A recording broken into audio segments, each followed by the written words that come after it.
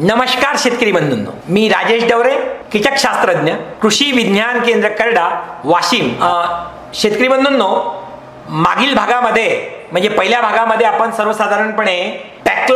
पॅक्लोब्युट्राझोल किंवा बाजारात जे कल्टार नावाने मिळते असं संजीवक याची आंबा पिकातील वापराच्या संदर्भातली बेसिक पार्श्वभूमी काय आहे आणि या संदर्भामध्ये कोणत्या समस्येवर आधारित याचा वापर होऊ शकतो आणि डॉक्टर बाळासाहेब सावंत कोकण कृषी विद्यापीठामध्ये या संदर्भामध्ये 14-15 वर्षामध्ये कोणत्या समस्येवर आधारित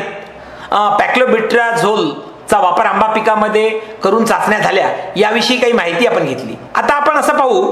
की पॅक्लोब्युट्राझोल जे आहे कल्टार हे आंबा पिकात वापरल्यानंतर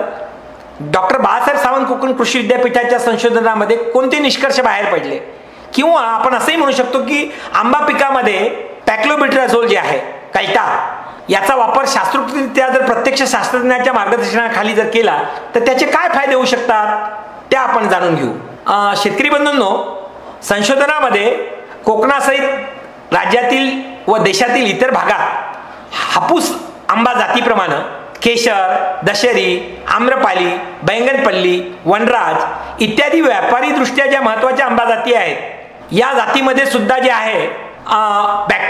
पॅक्लोब्युट्राझोल जे आहे कल्टार याचा जर आवश्यकतेनुसार शास्त्रोक्त वापर केला तर त्याला ह्या सुद्धा जाती, जसं मी हापूसचा उल्लेख केला त्या व्यतिरिक्त ज्या बाकी जाती आहेत,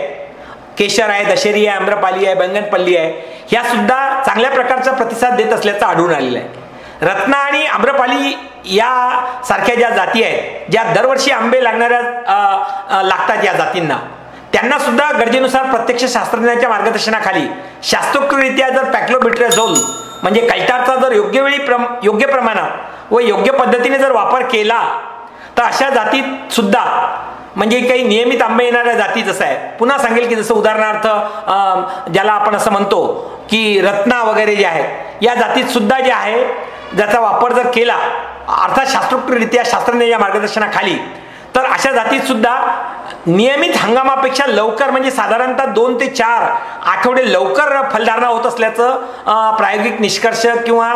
चाचण्यामध्ये आढळून आलेलं आहे. त्यामुळे अशा लवकर तयार होणाऱ्या ज्या काही जाती जर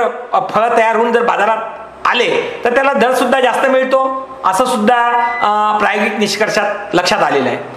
आता शेतकरी बंधूंनो, दुसरं असं पाहू की आंब्याच्या जुन्या 35 वर्षापेक्षा मोठ्या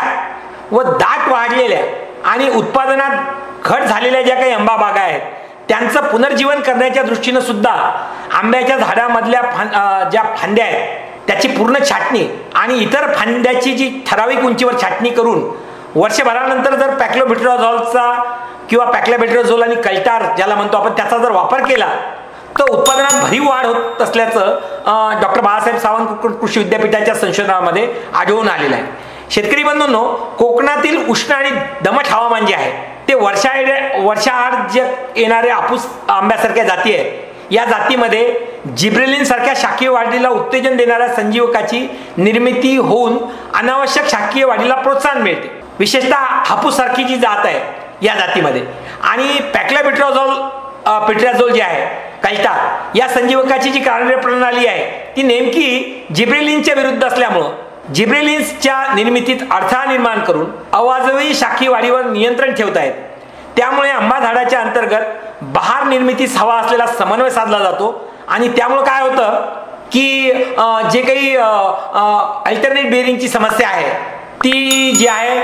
त्याच्यावर आपल्याला मोठ्या प्रमाणामध्ये नियंत्रण ठेवता येते. दुसरं असं आहे शेतकरी बंधूंनो की हे सगळं करत असताना हे जे काही पॅक्लोब्युट्राझोल आहे या वाढ विरोधक संजीवकाचा जर वापर आपण जर केला तर सर्वसाधारणपणे 30% आंबा शाखीय वाढीवर आपण नियंत्रण करू शकतो असं सुद्धा प्रायोगिक निष्कर्षामध्ये आढळून आलेलं आहे. शेतकरी बंधूंनो, आंबा झाडाची जी वाढ आहे ती दरवर्षी नियमित प्रमाणात नवीन फुटीमुळे होत असते. ही फूट शक्यतो आंबा फळं तोडणी झाल्यानंतर किंवा काही प्रमाणात झाडावर फळे असताना येते, परंतु येणारी नवीन जी फूट आहे ही किंचितची आखूड परंतु जोमदार असते. तसेच आंबा मोहराचे तुरे सुद्धा किंचित आखूड असल्यानं अशा तुऱ्यात फलधारणा होणाऱ्या फुलाचं प्रमाण अधिक आढळते. पण ही बाब शिफारशीप्रमाणे पॅक्लोब्युट्राझोल किंवा कल्टार या संजीवकाची मात्रा योग्य पद्धतीने जर आंबा पिकाला दिली आणि आंबा पिकाची शिफारशीनुसार योग्य मशागत जर केली तर अशा आंबा झाडामध्ये आढळून येते. हे सर्वसाधारण 14 वर्षाच्या